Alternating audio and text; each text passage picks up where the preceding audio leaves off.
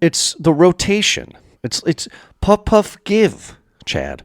Like puff puff give. You you get done recording, you upload it to the drive so I can be 2 weeks in the 2 weeks in the hole. What did we watch? Thank you for downloading our recent episode. For more episodes like this, go to movieguyspodcast.podbean.com for more episodes. Enjoy the show. Hello, everybody, and welcome to another awesome episode of Movie Guys Podcast. And for me, not knowing what the heck I was getting myself into, I was pleasantly surprised. Chad, how the hell are you doing tonight?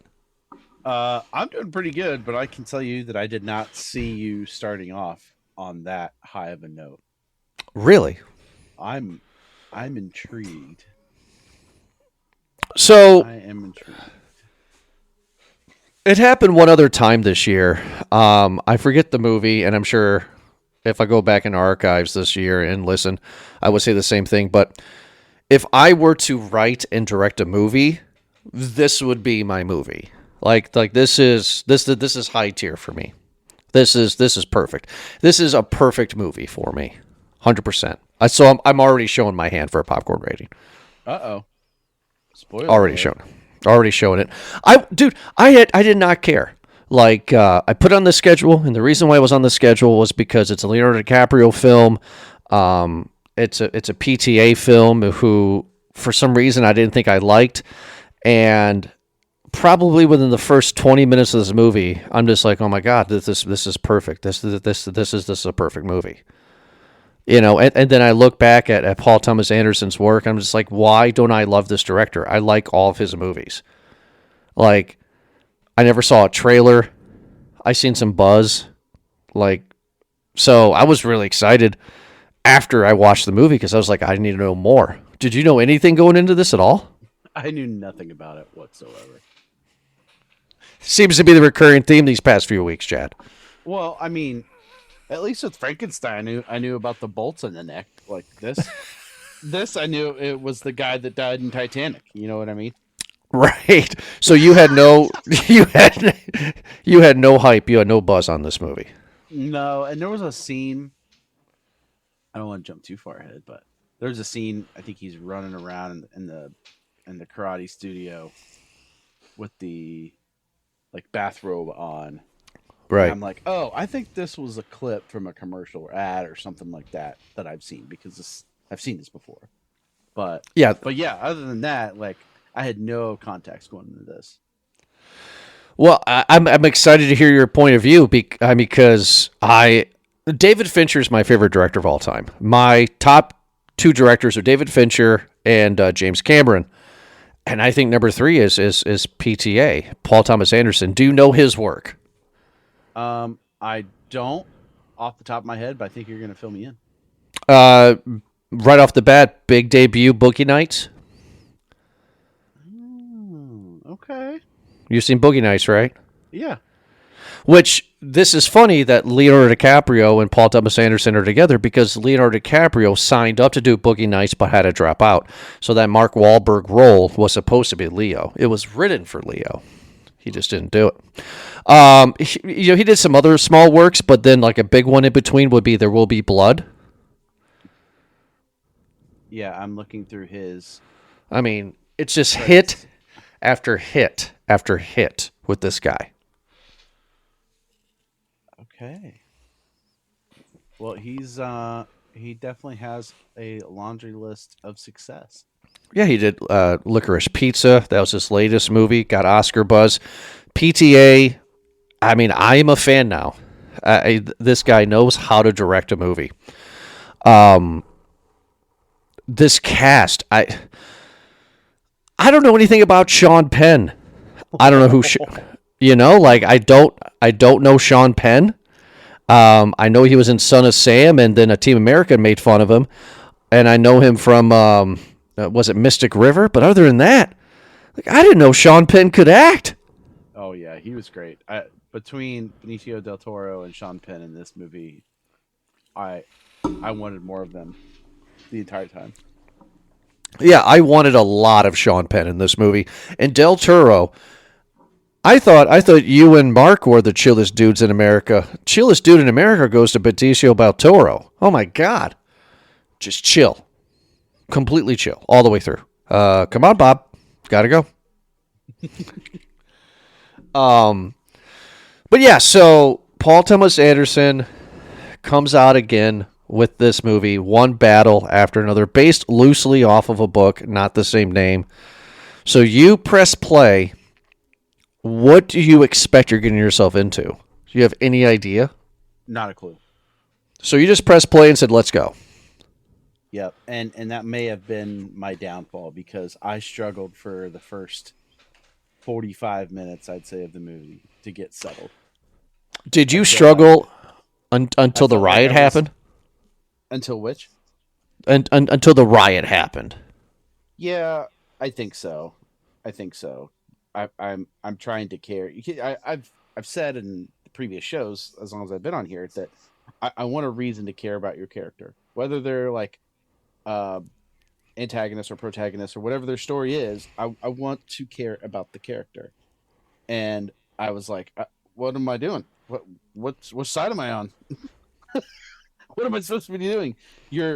And maybe that's part of the point, is that you're thrust into this revolution that it's supposed to be raw and it's supposed to be not comfortable, and here's a nice character study on everybody for the first 67 minutes and 49 seconds until we get to the main plot of the movie. No, you're just from the get, boom.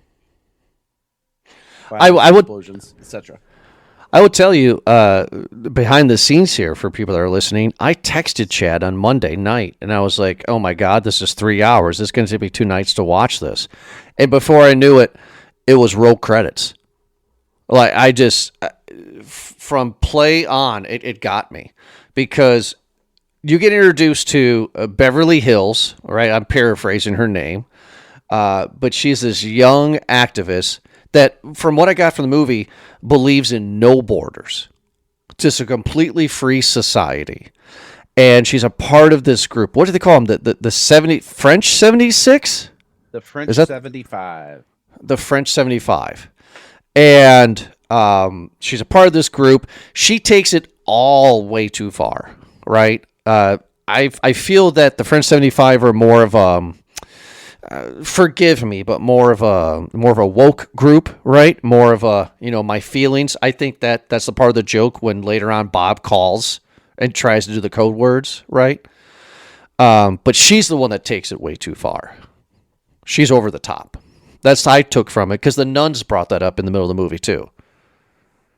Yeah, and I don't really know the full affiliation of the nuns and what all their story is, other than, hey, this is a safe house, or this is a rendezvous point, I think they call it. But they called her a rat.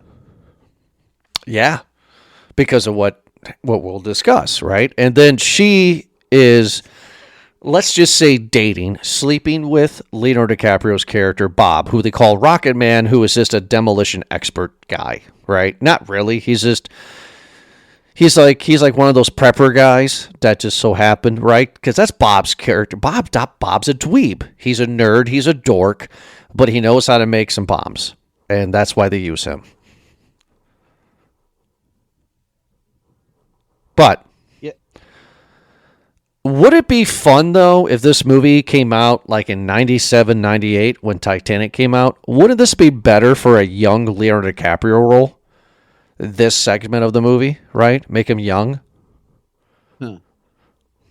I don't know that he would be as believable, because he was such a heartthrob back then. But I think this would make him believable, right? Because he's this young what a majority of activists, young, right? Yeah. So they're dating. She is, like I said, Beverly Hills is taking things one step far. They live with her mother. The mother even has conversations with Bob, who's Leonardo DiCaprio, and she's just like, "You're no good for my daughter." Like, what are you doing? Right? And what got me kind of like interested in the movie was it was like a raid, right? They were doing a detention center. This movie kind of hits home to nowadays language. And they're starting to smuggle out people in this detention center. And Beverly Hills runs into the Colonel. Colonel Lockjaw, played by Sean Penn. One of the greatest... name. Oh, my God, what a great villain. By the way, it sparked my memory. Weapons. If you've seen Weapons, Chad, that was a movie that I said if that was a movie I would make, that's the movie I would make. Okay, I'm going to have to watch it. We gave it a perfect large bag. So, great villain. Love the name. Lockjaw. Perfect name. Like, comes out of a Rambo movie. Yeah, no kidding. And what I find interesting is that Beverly Hills has him by gunpoint. He was sleeping, and she said, "Get it up." And he's just looking at her, and she's like, "Get it up." And he has to get a stiff. And the camera pans to her, and she likes it. So I'm just like, oh, this isn't normal. This isn't how these movies go. Oh man, I was so glad I didn't have any family around watching it because that was awkward as heck. Yeah, what do you do? Witness. I mean, okay, we're a little bit of Stockholm syndrome live in person right here. The captor and the captee, but okay, whatever. No I was shocked. I'm just like, oh, okay, like, and she carts him out, when he has a stiff, and she puts him in the cage with the rest of them and with the rest of the guys, and she's just like, see you later. And he's like, I'll find you, and then her and Leo just wreak havoc. Like for the first, what is it, an hour? The first 45 minutes, it's just these two, Bonnie and Clyde style. Yeah. She gets pregnant. I'm sorry. She meets back up with Lockjaw. And Lockjaw's like, hey, you have my hat and gun. And she's like, meet me at this location, a hotel. And they sleep together. Question, inappropriate question. Because there's a reason why I'm asking for his character. And there's a reason why we get into the Christmas people. But they're starting to have sex. He's naked, clearly. And she throws him up against the wall with his butt sticking out. Mm-hmm. And then she has a gun in her hand, and she goes down off camera, and he goes, ugh! Did she do what I think she did? I think there are multiple ways to get that reaction out of that person who is leaning up against the wall. Of course. They do it off screen to leave it to your interpretation. I'm thinking that happened because of his character. Mm-hmm. Because I didn't think nothing of it. I'm just like, oh, okay. She was saying, hey, how you doing? But as the movie progressed and how he was as a character, I'm just like, oh, I wonder if, because he seems that crazy to me. It would be of equal crazy. Right? That's the point. Action. That's the point. The reason I bring this up because I had an off-air conversation with Eric, and I'm just like, blah, blah, blah. And he thought the same thing I did. So that's why I was curious. I was like, oh, I'm going to see what Chad has to say. I wonder if Chad agrees with us. Because I didn't honestly put a whole lot of thought into that part. It was just another plot point to hit. Like, oh, here's this villain and the person you're following through the movie, allegedly. And whatever their kinks are here are playing out. Well, from the off-air conversation, it wasn't just a kink for us. It was just like, where's this movie going at this point, right? Like, you have no idea where this movie's going. It's crazy time, right? But it's like riding a bull, like a mechanical bull, and you 100%. When's it over? Right, but then as the movie progresses and you get all the way to the end of the movie, and you're just like, this guy's nuts, like Lockjaw, nuts. Mm-hmm. So it's just like, and then you just replay scenes in your head, and you're just like, oh, I wonder. And the reason why it's a big deal and why I'm bringing it up is because that clearly is one of the defining characteristics of his character. He is a military guy. He wants to be red, white, and blue. He wants to defend his country, but then he also wants to be a part of an all white, all right group. And he can't show himself for who he really is. And it's a whole nother can of worms at that point. I'm just like, that made me fall in love with this character even more. It's just like, this guy has so many, like an onion, so many layers. Lots of layers. Lots of layers. So Lockjaw and Beverly Hills sleep together. The next scene, she's pregnant, shooting like an AK-47 or something. And I already knew at this point, because it goes from them sleeping together to her pregnant, that she's not pregnant with Leonardo DiCaprio's kid, right? I mean, that was pretty obvious. Yeah, I didn't even question that. I figured it was Lockjaw's kid. Right. I 100% figured it was Lockjaw's kid. So she gives birth to this baby girl. And what a heartbreaking moment, right? She gives birth, and then she has to continue on fighting. She has to continue to fight the cause. And Leo would do what any dad would do. He's like, well, screw your cause. We're a family now. Like, you just can't just go off and do what you want to do. Like, you're a mother. And then she said a line that's so heartbreaking. I'm going to murder it. But there's something along the lines of like, oh, I'm sorry. This isn't about we. This is about me. And I'm going to do what I'm going to do. So deuces. And it's like, oh my God, I feel so bad for Leo. I thought it, without getting too, political or anything, I think that's the state. It's a commentary on the state of affairs for the family model. Right. Oh, okay. Like, and not everything is meant to be taken so stinking deep in every single movie, not every single plot point. But of course, in this case, I think it's a necessary narrative of how, maybe one parent is willing to compromise and say, you know what, the past is the past. I'm this person. I'm this parent. I do this, and situations where the other parent isn't on board with that. So then it's exceptionally common in our world today, and I don't even blink twice at it. Okay, so my question though is that, but do you, if you had to, gun to your head, do you side more with her? Or do you side more with Leo? I mean, like, do you see where she's coming from more, or do you see where Leo's coming from more? Your opinion. Leo. Why? 100%. I think to a certain extent, the moment you have children, and this decreases over time because they become independent, but the moment you have children, you become a shadow of yourself. Ooh, good. It doesn't matter what you want. It doesn't matter what you need. This little person's existence, full entity existence, everything depends on you and your ability to show up. Sure. Now, obviously, there are safety systems available in our society to protect children and those who are not being taken care of.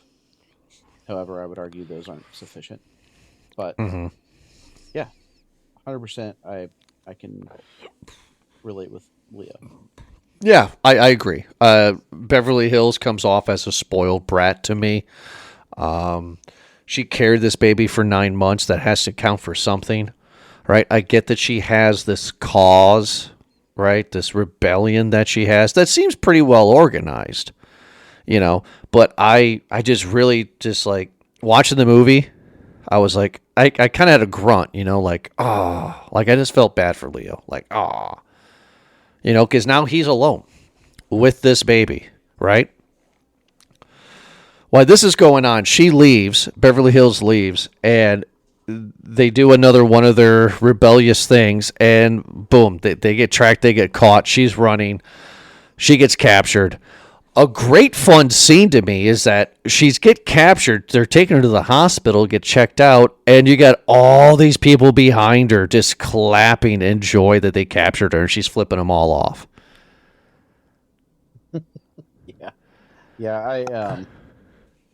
I don't know. That one is kind of oh, come on, guys, like, be better, be bigger, and I have a higher expectation for those law enforcement folks that were behind her, because that's all it was.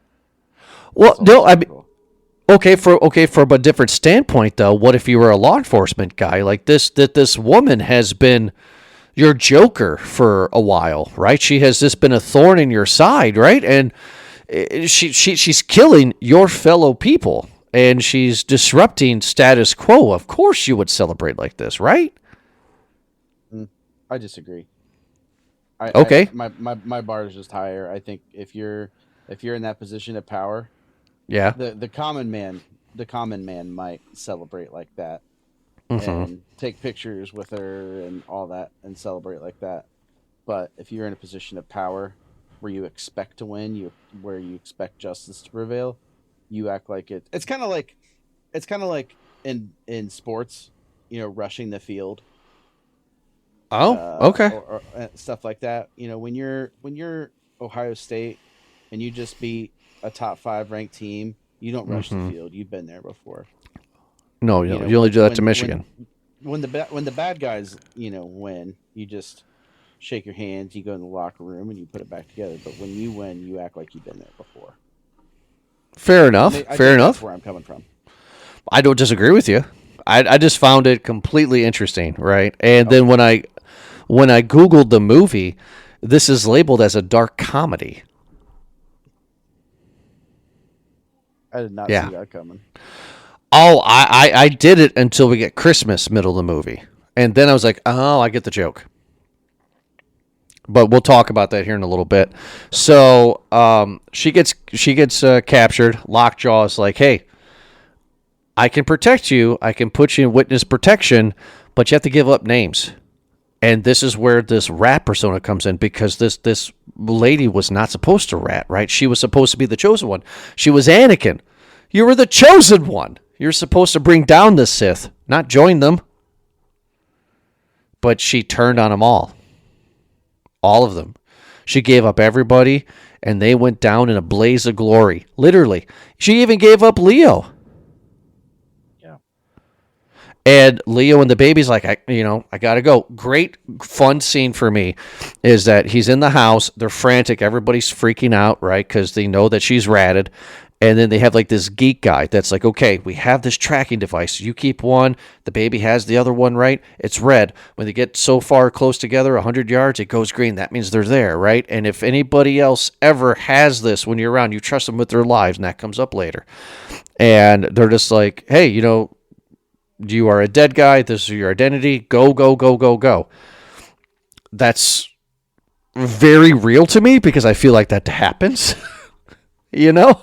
Like, with this day and age, it's believable. So he goes off. Hiding? Yeah, for sure. Like this? Yeah. And then what? He goes to Colorado? Is that where him and the daughter go? That's the gist that I got, yeah. Yeah, they go to Colorado. While that's happening, Lockjaw has killed or round up all the rebellious people. He succeeded. He goes to now court Beverly Hills. He brings her flowers. He shows up to her very nice home, and she has a note for him that says, you can't control me. Can't hold me down. And she's off to Mexico. That's the last we see of Beverly Hills. It's California. Backton Cross is California. Oh, so they could move to California, huh? It must be. It feels like it's Northern California with some of the remoteness, and then no. It seemed like, and I thought about this.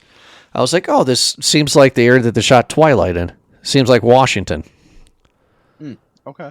Because it has that vibe, right? It doesn't look. Yeah. When you say California, I'm looking at palm trees. I'm looking at pretty people. This seemed very Midwestern, maybe, or Northern Pacific, right? Like Seattle, maybe, like that kind of area. It didn't seem L.A. Mm-hmm. Well, this thing doesn't say LA. It just says it was filmed in California and Texas. This other bit said it's supposed to be kind of like California, but I don't know. Well, Anyway, Northern California. So like north of San Francisco, or Well, that makes sense because the last shot of the movie, the daughter's going to go to Portland, and he said that's 3 hours away. And if they're in Colorado, Portland's not 3 hours away. That's true. So you're right, Northern California. Okay. So they're in Northern California. Again, I'm going to this movie not knowing what's happening. Like, I haven't read up about it. I haven't seen much about it. So then it just jumps 16 years later, and the daughter's doing kung fu with Benicio del Toro. God, do I like this guy. He does not get the credit that he deserves, and I don't see a lot of the movies that he's in, but when I do see him, man, do I enjoy him in them. Like, he's such a good character actor. He's so much fun. Yeah, and it's movies like this when they have strong supporting cast that makes the rest of the movie done well. You know, you Right. have if all your money's dumped into your leads and then your supporting cast is just garbage randos, you know, it can be challenging depending on the writing. But this, I mean, I have a feeling he doesn't even have to try that hard in this flick, and he's just a pro. It's just a natural for him. I absolutely love Benicio del Toro in this. He deserves supporting actor of the year if he gets nominated. Chillest dude in America. Guy doesn't sweat once. Guy doesn't raise his voice. Guy doesn't get frantic. His leg doesn't shake. When shit hits the fan and everything's exploding around him, literally walks like not a care in the world. Breezy. Love this guy. Love his character. So, anyway. So, Leonardo DiCaprio has a 16-year-old girl. They're kind of hermits, right? They're living off the grid, right? She's not allowed to have a cell phone. She has these friends. And Leo, for the past 16 years, has just, I don't know what he's done for work, but all he does is just get high and get drunk all the time. That's all Leo is, which is where his character needs to be, because he needs to be a screw-up, right? Because he was a screw-up before the movie started. We get introduced to him when he was kind of on the rise, right, where he wasn't a screw-up. But ultimately, his character, Bob, is a screw-up, right? Yeah, and I mean, any story where you want to start, they want you to root for the main guy or gal, there's got to be some kind of downfall. There's got to be some kind of whoops. Things aren't. I'm not doing so hot, guys. And he went from this revolutionary to now just a druggy drinker or doing whatever he's doing at home while his daughter's in school and trying to figure out life without a mom. And yeah, the movie is better because it starts that part of the story with him at his lowest. Yeah, because I feel if the movie would have started here, then it would be really hard to get on his side. But to see him be a loser, to be on the rise, to be a loser again, and to rise again, that's what we want, right? So, and if you strip away the actual plot points, you're just talking about like, hey, here's this cat. The movie starts. You see when he's kind of in his heyday, and then some things happen, and 16 years later, he's a loser, and now he's got to be somebody again in order to save his kid. How many times have we seen that trope? Honestly, 100%. Yeah, but yeah. in this case, it's put in a way I think that's maybe a little bit more relatable. Like, you and I certainly didn't blow up any kind of government buildings or anything in our quote unquote heyday. Sure. In our 20s or early 30s or anything like that. But perhaps we will have a moment when our children are preteen or teenager or getting ready to move out of the house, and we're like, oh man, what have we been doing with our life? It's time to get it together. Well, yeah, because what will happen is that our daughters will grow up and move out of the house, and you and I will sit down and we'll watch Netflix World War II documentaries. That's just what's going to happen. I mean, I do that now. Oh. I will admit, 16 years later stuff, before the school dance, I start to check out a little bit. The beginning got me, right? All the way up until Beverly Hills leaves. I was just like, oh my God, where's this movie going? Didn't know it was going to jump 16 years into the future. But I didn't care for Leo and his daughter's relationship much in this, right? Because once you see an angsty teenage girl movie against her dad, you've seen them all. So I'm just like, where's this going? Like, is he going to be this Uber prepper and she's trying to change him? All these different thoughts. So I did check out at this point from 16 years to the school dance. But then after the movie was over, I went back and rewound the scene because after 16 years, we get introduced to Lockjaw again. Going to the Bohemian Club, which is a real club, I'm sure you know, but he's going to the Christmas Adventurers Club. These guys are amazing. I mean, my God, talk about machismo, white BS, bureaucracy, every stereotype of a white man's only club you can think of. These guys are great. Talk about chewing up the scenery. I love these guys. I mean, for every revolutionary group like the French 75, you have to have a group like the Christmas Adventurers Club to balance the good with the evil, I suppose. I love these guys. I mean, like, so Lockjaw. Also, hang on, no, I don't mean that at all. That kind of sounds like I'm calling the Christmas Adventurers Club the good guys. No, Right. they're not the good guys. Okay, just I don't. Please, this is going to be on the internet. Please don't put me in jail or anything. Anybody? No, don't cancel me. Amen. You're not going to be canceled. And when I say the Christmas Adventurers guys are great, it's because this is where the dark comedy comes into play, right? So there is a real organization that's kind of like this. Have you heard of the Bohemian Club? No, I've not. And Google it right now. So, and everybody's listening, Google it. The Bohemian Club is a real club stationed in San Francisco that was formed in the 1800s. Presidents, artists, bureaucrats, the richest of the rich, men only, are a part of this club. We reviewed a movie earlier this year called Late Night with the Devil, where they have the Bohemian Club are Satanist. And every year they go to their Bohemian Club grove and they pray to an owl. This is a real thing. And I'm sure you're looking it up right now. You know what? This is depicted in the House of Cards TV show on Netflix. 100%. This is the club. Seasons.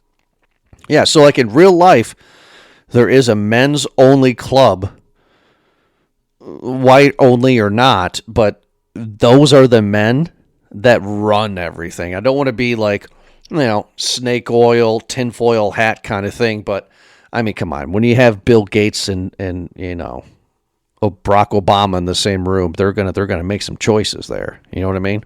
Mm-hmm.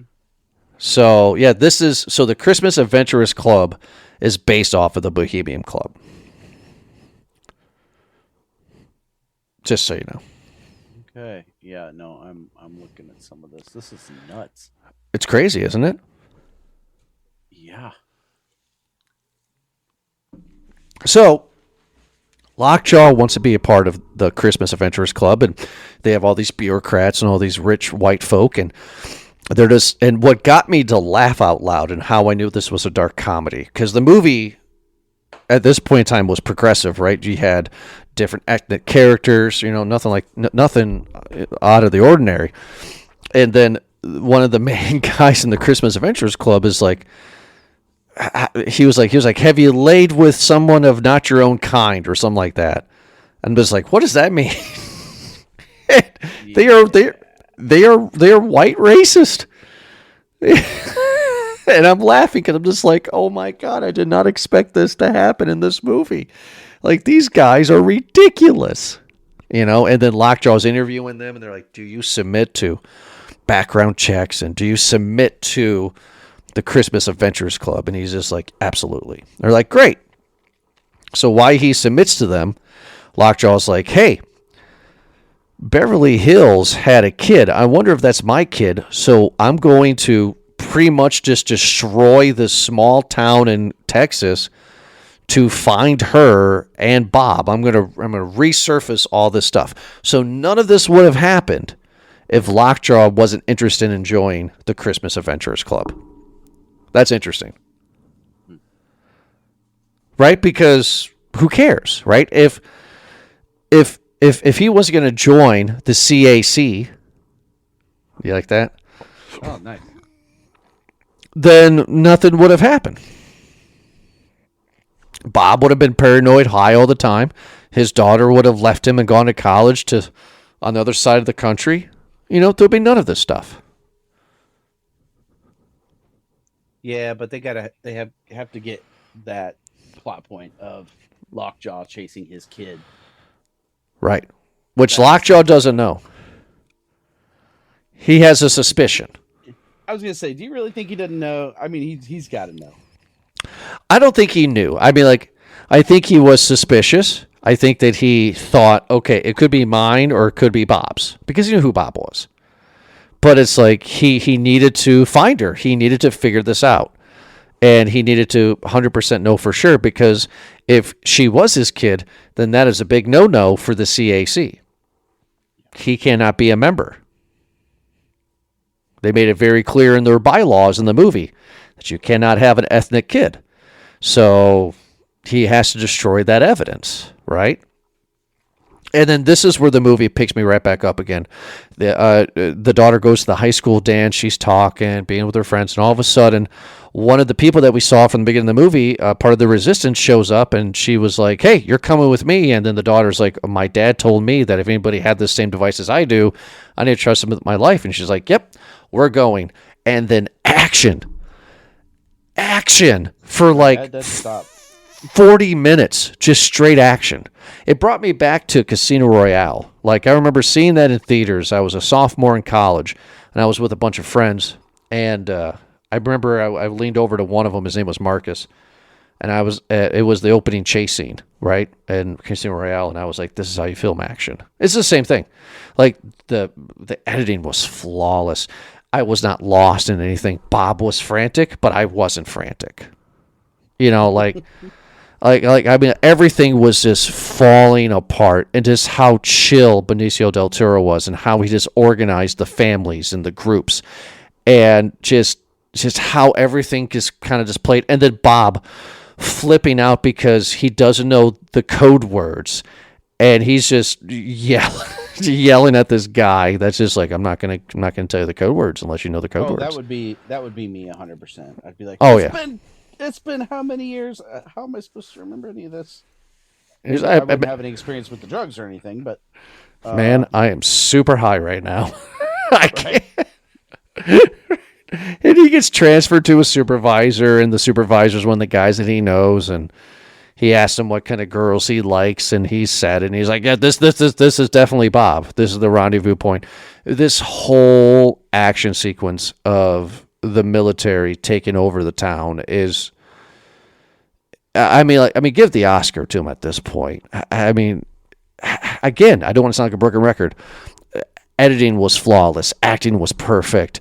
The cinematography was great. I mean, the whole scene was frantic, and I was not frantic with it, meaning I could follow along. And I just enjoyed all of this. This whole siege is great. No, I was along for the ride. I feel like I probably need to watch it again, because I wasn't really making the mental notes for the podcast. Like, to be honest, my eyes are glued. I'm like, I don't know where they're going to screw up.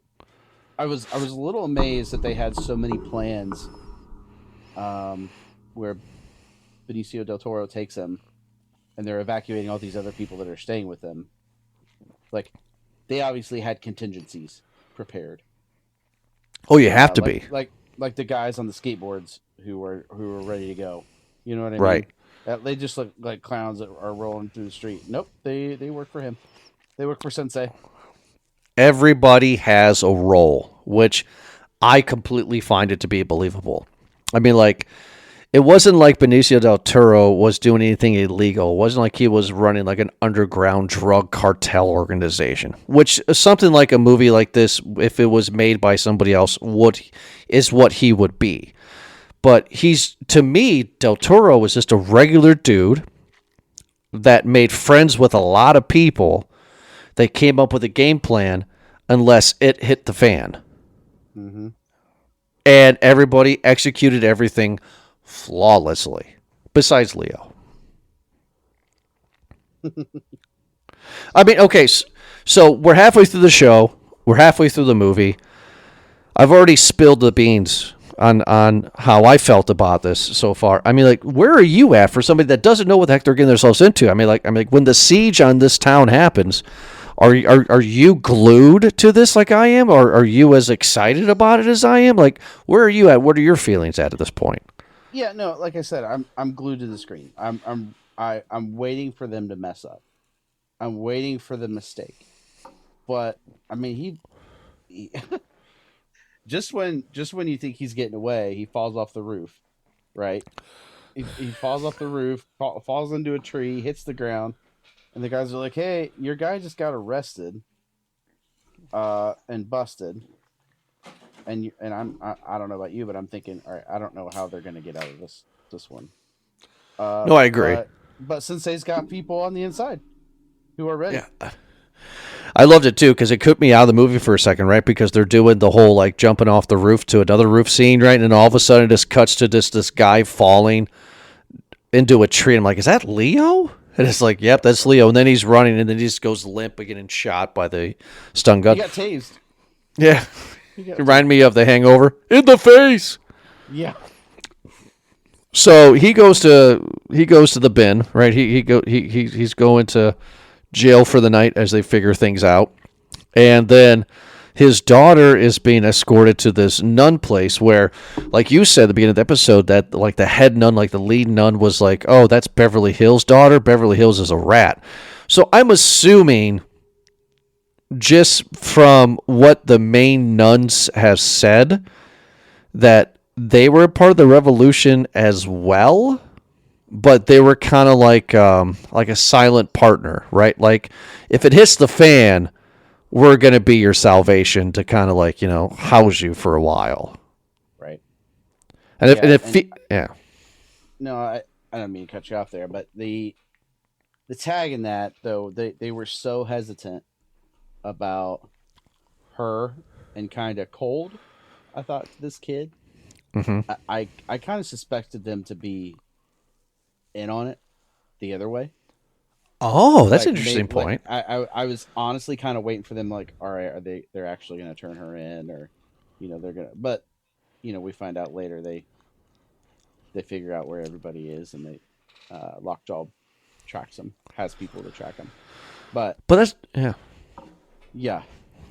that's an interesting point. Yeah, and I'm glad I was wrong. Maybe it's just these were just disenfranchised people that were a part of the revolution. Which say, she's a rat. She took things too far. Let's keep going, but not go that far again. Right. So now Leo's in jail.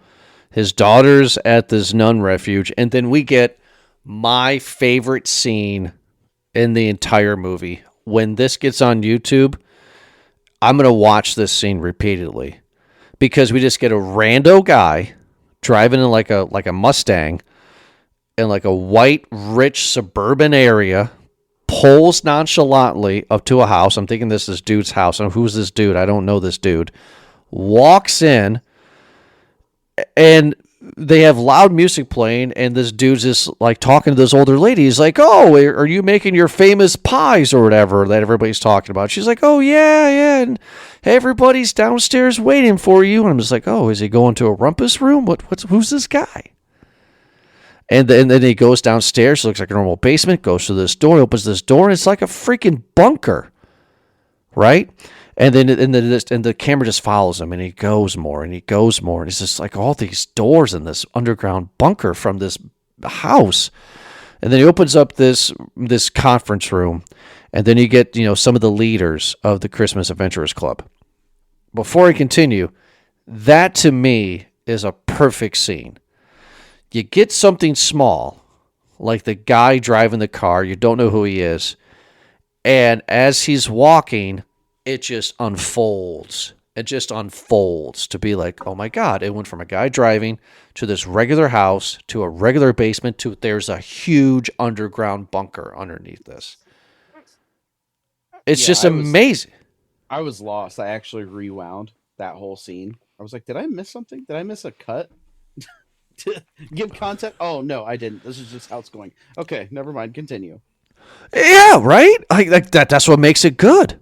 It's just because it tells you everything you need to know that the Christmas Adventurers Club has an underground bunker throughout this whole neighborhood, and they have their pulse on the finger of everything, right? Like, I could just tell, right? Like that these guys run the country. Like, you know what I mean? Like, these are the guys. So then you get this old guy who can barely put his head up, and you got these younger guys that are like in their 60s, but they're just like, okay, hey, would-be assassin, Lockjaw wants to join, but we did some research and found out that he actually was stuck in Beverly Hills there, and he has a kid out there, and we need you to make it clean for the organization. And he's like, okay, I'm going to Texas. This is the scene in the movie for me. It's just that perfect. No? Yes? Maybe? Sorry, technical difficulty. My Oh, okay. You good? headset on my end. Nope, we're good. Okay. Do you share my opinion that this is the scene in the movie, or do you not? What do you think about the Christmas Adventurers Club? I was still reserving judgment because I didn't know about the whole dark comedy bit until I think a little bit later. I'm thinking, okay, are these guys for real? Is this because there's so much space, right, that he goes through in the basement, and it's obviously a big operation. And then there's just like 3 dudes, right, 4 guys in this room. This is what my dad believes in. You know what I mean? Like, there are just these group of dudes. They control everything. Lizard people. Lizard people. You know what I mean? Like, that people in this world believes this. So they're going to send the assassin to go and make it clean with Lockjaw and the daughter. Well, that's going on. Leo gets transferred from jail to the hospital, get checked out. There was a nurse there. She's just like, hey, guess what? I'm going to check to see how your blood work is going and go out the bathroom. See you later. You know, and this is where he meets up with Del Toro again, and we have a great fun scene of just buddies driving down the road, drinking beer, Modelo's, and having the cops chase them because of drinking open containers, and Leo jumping out the car. Comedic gold. Again, you have to see the movie, everybody. It's amazing. These two together. I wish these two were in more movies. These guys are good together. Oh yeah, they're a good pair. They build off each other pretty well. So Leo is out. He has to get a car, trying to find his daughter. In the meantime, Lockjaw finally gets siege on the nuns, and he gets his daughter. Doesn't know it's her daughter yet. Does the COVID test cotton swab in the mouth, like the DNA thing, right? And he does a DNA test, and he's just like, "Hey, if this turns out negative, I'm gonna let you go. But if it's positive, if you're mine, it's gonna end pretty badly." A little bit of reverse of a DNA thing. I think Maury would be a little upset. You know, like, well, he's got a higher purpose. He wants to be a part of the Christmas pals, and so don't worry, I got other names. But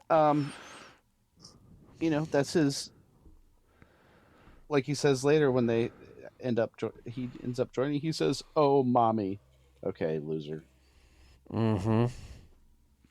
He has some mommy complexes. So Leo steals a car, tries to find where he's going, finally finds the nuns, has Del Toro's rifle, It tries to shoot at the military, fails miserably.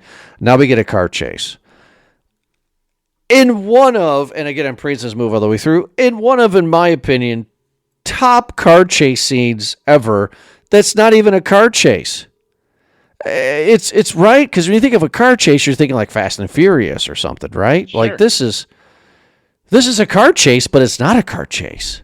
It's great. It's pursuit without the typical like inner city dodging street to street, corner to corner, around corners, around buildings, hiding in places. You're talking. It seems like it's vast distances. It's to pursuit some extent. without pursuit. Yeah, it's pursuit without the imminent capture. Right. Lockjaw has his daughter now. She knows, that he's her dad. Takes her to this canyon, right? He meets this bounty hunter. This bounty hunter guy's like, "Oh, that's a kid. I don't do kids." And he's just like, "Man, you're going to do it." And the bounty hunter's like, "No, I ain't going to do it." And he's like, "Well, will you take her to these dudes?" And he's like, "Fine, I'll take her to those dudes." Right?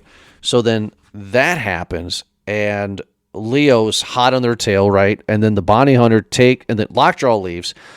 And then the bounty hunter takes her to these other bounty hunters who are just mercenaries, right? They're mercenary bounty hunter guys, and she's there to be killed. And what's great is that the scene tells me what is going to happen without having to actually say what's going to happen. They sit her on this bench. They're out by this lake. You got this rando guy that's sitting there just twiddling his thumbs. But then you got another guy that walks by that has gas, and he's putting gas in the boat. So instantly I'm like, oh, okay, they're going to take her out and put concrete shoes on her. That's what they're going to do. Okay, I get it, right? While this is going on, Lockjaw's driving away. He succeeded. He's happy, and all of a sudden that assassin shows up, roll down your window, and then shoots him in the face with a shotgun. Yeah, that was pretty great. That was unexpected. I'm looking for that cat's name. It just Lockjaw's car rolls over, right? And then we get an intense scene too, where it's like the bounty hunter that took her to the other mercenaries kind of like has a change of heart, sets her free, shoots all the mercenaries. He gets shot in the process. Everybody's dead. So now she's in the car in pursuit. And what made me just like really fall in love with it, right? Fall in love with this movie, is that the next few minutes, these three people, Leo, the assassin, and the daughter, have no idea what's going on with the three. The three don't know the three are out there. And the chain of events make the situation happen, right? Because the assassin was not necessarily looking for the daughter. He was there to kill Lockjaw. The assassin's name is Tim Smith, by the way. That you could be more generic with that. That's the character's name, or is that the actor's name? No, the actor is John Hugenacker. Tim Smith is perfect. Dutch, Netherlands kind of name, but his character's name is Tim Smith. I don't know why I find that amusing. But you're the Christmas buddies group leader assassin. You're the hired hand maybe, and your name's Tim Smith. Cool. I love it. I think it's great. Neat. Right? So she the daughter gets the car and starts driving down the road. And then Tim Smith, the assassin, kills Lockjaw, or thinks he kills Lockjaw. So then he's driving down the road. He's not suspecting that the car in front of him's the daughter, right? And then behind Tim Smith is Leo, not knowing that that's Tim Smith, the assassin, right? So this whole up and down in these hills scene is really cool, right? And then the daughter gets smart and goes, okay, once we go over this hill, it's going to go down again. I'm going to stop. I'm going to get out. I'm going to go over here, shoot. Tim Smith rear ends her, gets out of the car, right? And she asks her questions. He's like, what's going on? Shoots him dead. She kills him. Leo shows up. She's so distraught. She starts questioning him until Leo finally says, like, I'm your dad. And they rejoice again. Did you like this chase scene and how things played out? Yeah, I was really expecting tragedy, I think, just because I think that's usually the way movies like to go. Sometimes the unresolved potential there and plot making. So I was really surprised that it worked out nicely, considering the rest of the movie is just catastrophe after catastrophe. I didn't point. hate it. I was there for it. Right.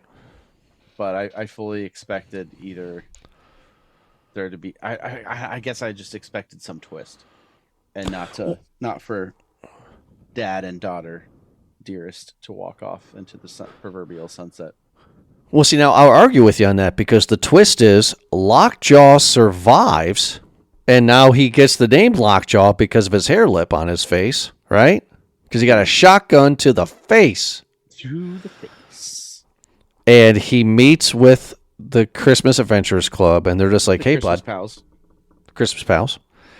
And they're just like, hey, bud, guess what? You're a part of the daddies. I mean, Christmas pals.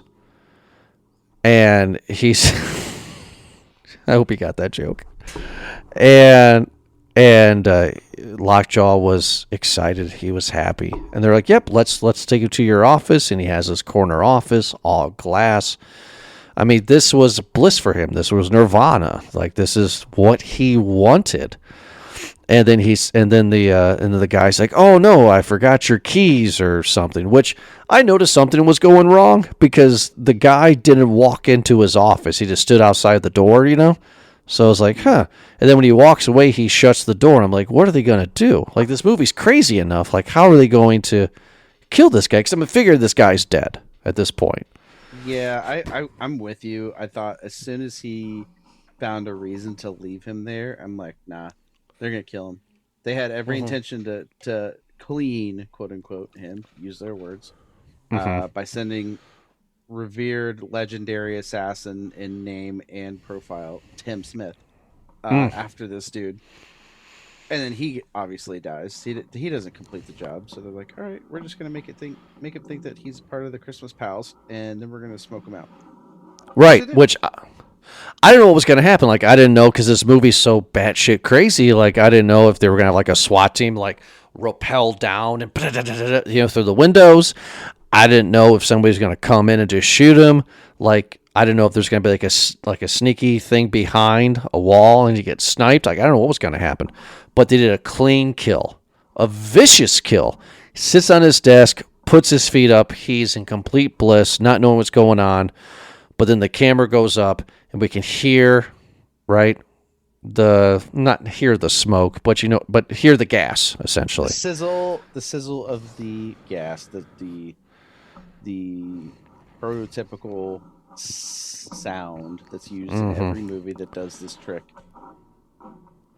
They gas him out. They kill him, right? It'd be no different than him in his car with the garage door shut, right? Which, you know what though? With him being an asshole throughout this whole movie, and with him trying to join the white racist group, Christmas Pals, not a bad way to go out, right? Maybe he just went to sleep. I mean, I won't say hopefully, but maybe. I guess it depends. If you want to get technical and find out what kind of gas they used. Well, he didn't look like he struggled. I mean, like he sat on the desk, his feet were up, he was breathing. You get the sizzle of the gas sound, and all of a sudden he just takes a breath, and then no breath. Right? So if you want to say humane, go ahead and say it, right? But it's like, it wasn't like a violent the dude got a shotgun to the face. That was worse than this. Right. Yeah. So yeah, the shotgun to the head was pretty bad. Right. So he passes out. He goes to sleep because of the gas. And then, again, this movie goes crazy. They take his body and they cremate it. Bye-bye, Lockjaw. Yeah, see you later. So they don't want any evidence of this dude around anywhere. So, yeah. Cremate him. Which is completely amazing. And the movie ends with Leonardo DiCaprio being cool with his daughter. His daughter is now going to be a start of the revolution, the rebellion, and he shares that Beverly Hills wrote a letter a few years ago and is contemplating on coming back to see them. Roll credits. Chad, I absolutely love this movie. I don't know what you're going to give it. If it's 2 weeks in a row, that's rare. It's not like it hasn't happened. but this movie's a large bag for me. There are tons of scenes that I'm going to YouTube in the future. There, even though that Lockjaw is a slimy character, I do not dislike anybody in this movie. Like, everybody's completely fascinating to me. And that's what makes this kind of movie fun, right? When you go into it not knowing what it was, not knowing the trailer, not knowing anything, just going into it blind, and just have this love for it. It's a really, really, really good movie, and it surprised the hell out of me, and I enjoyed it. A large bag for me. So, Chad, what is your popcorn rating for another one battle after another? Sorry. Bag of kernels. Roll credits. See you next week. Not really. Obviously, not really. Right. I don't have the benefit. The folks listening don't have the benefit of watching you. I was waiting for a reaction. I was hoping as you were drinking, you were going to spit something out. But good on you, the consummate professional, keeping it under control. Good for you. I knew you were lying. I struggled. Because depending on what part of the movie we were in, I think I wanted to give it 3 different ratings at any given point of the movie. Good point.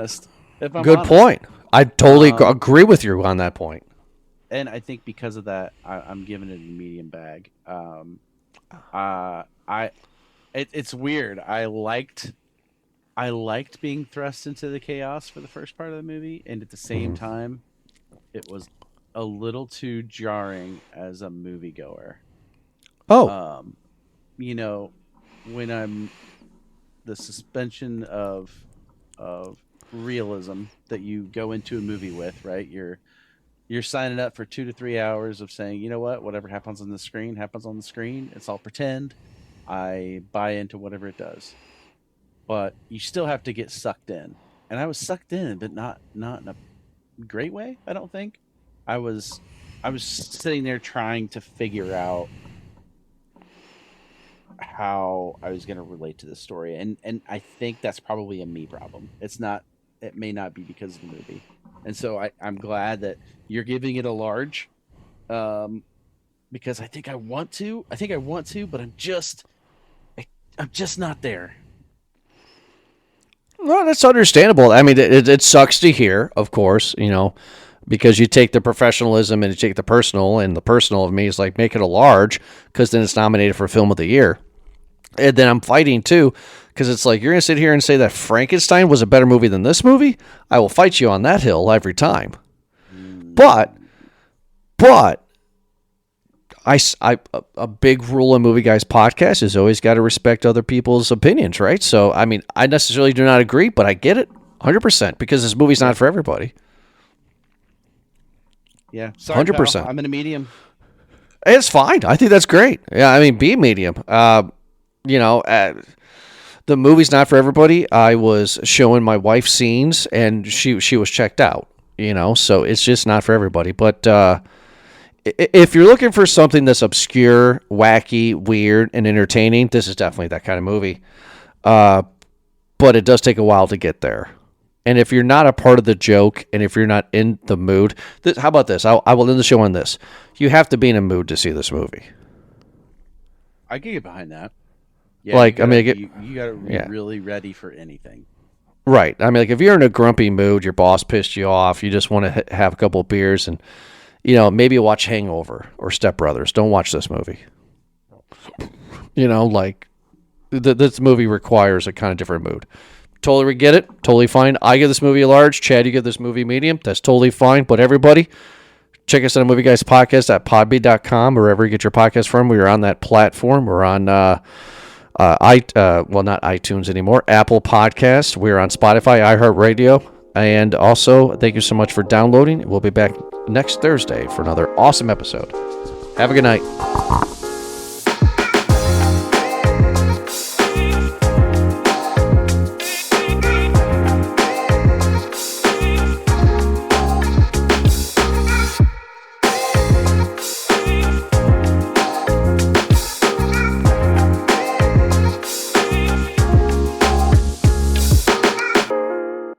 So I'm not going, and neither is Gina, because we're not going to spend $90 just to go on a 2-hour drive on a Sunday. Big mountain skiing, Ohio.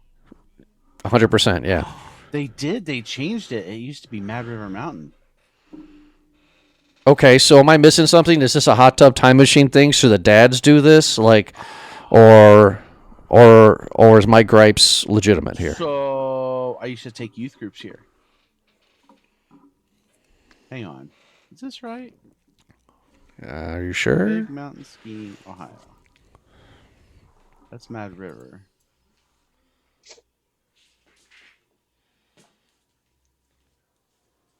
Hang on. The dead air is nice. Yeah, I know, right? Ooh. Now I'm googling. So this is Mad River Mountain is still definitely there. What I was gonna say is, if it's Mad River Mountain, forget skiing. Just go tubing with Riley. So that's what Gina said. Gina said, go tubing. And I was like, what the hell is tubing? She goes, when you're going down the hill. I was like, number one, tubing is when you're on a boat. Okay? It's called sledding, first of all. But you're not on a sled. Sure. But you're going to put me on a mountain? Me. Jordan, on a mountain. You just have to, hold the handle, and it drags you up the hill to snow tube. You're not even going up the whole way like they do, like the skiers do. Well, we're not doing it. Because, again, it's $90 a person. Tubing doesn't cost that much. That's what her sister signed everybody up for. And I said no. I'm not doing it. I love that you're such a funny daddy. You're like, oh, thanks for signing us up. We're not going.